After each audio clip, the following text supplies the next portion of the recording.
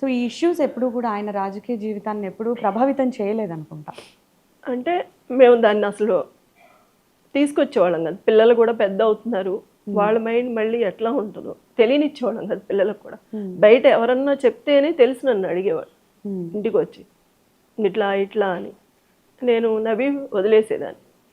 మళ్ళీ ఒకటి చెప్తే ఇంకొకటి అడుగుతారు అట్లా. బేసిక్గా ఆయనకి మీరు ఇంట్లో చాలా ధైర్యంగా ఉన్నారా? ఎప్పుడైనా సరే ఒక మగవాడి విజయం వెనక ఓ మహిళ ఉంటుందంటారు. అలా మీరు ఆయన వెనకాల ఉన్నారు, సక్సెస్ఫుల్ మెన్ అయ్యారంటే అది వెనకాల మీ కృషి అనేది కూడా అంటే తెలుస్తోంది. ఈయనకి అండగా ఉండేదాన్ని. ఎందుకంటే ఎక్కడ ఇబ్బంది పడకూడదు, బాధపడకూడదు, ఇప్పటికే ఇంతలా ఉన్నాం కాబట్టి ముందు ముందే చేసుకొచ్చేవాళ్ళం.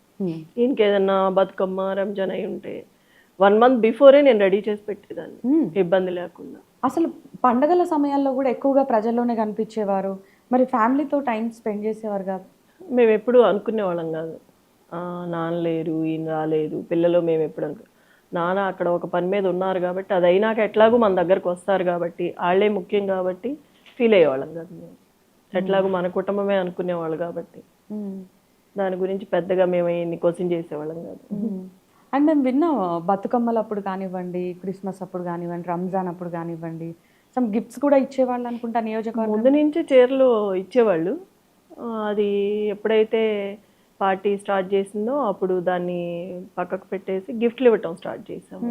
బతుకమ్మకి, రంజాన్కి, క్రిస్మస్కి, అన్ని పండుగలకి ఏదో ఒకటి ఇస్తూనే వచ్చారు ఇప్పుడు వరకు. అంటే పార్టీతో సంబంధం లేదు. పార్టీతో సంబంధం లేదు, పార్టీతో సంబంధం లేకుండా తను ఓన్గా చేసేవాళ్ళు. అదొక ఇష్టం ఆయనకి, ఇష్టంతో చేసేవాళ్ళు ఆ పని. అంటే ప్రజలు బాగుండాలి, ఏదో ఒకటి ఇవ్వాలి, వాళ్ళకి అవసరం ఉంటుంది, అట్లా ఆలోచించేవాళ్ళు. ఇప్పుడు కూడా ఏ ఇంటికి వెళ్ళినా ప్రతి ఒక్క మహిళ అదే అంటుంది, అన్న మాకు ఎప్పుడు ఇస్తారు, కిచెన్లో మొత్తం అవే అని చూపిస్తున్నారు లోపలికి తీసుకెళ్ళి. మా గోపన్ ఉంటే బాగుండేది, ఈ బతుకమ్మకు కూడా మా గోపన్ ఉంటే ఏదో ఒకటి ఇచ్చేవాళ్ళు అంటేనే మొన్న శారీస్ ఇచ్చాము బతుకమ్మకి.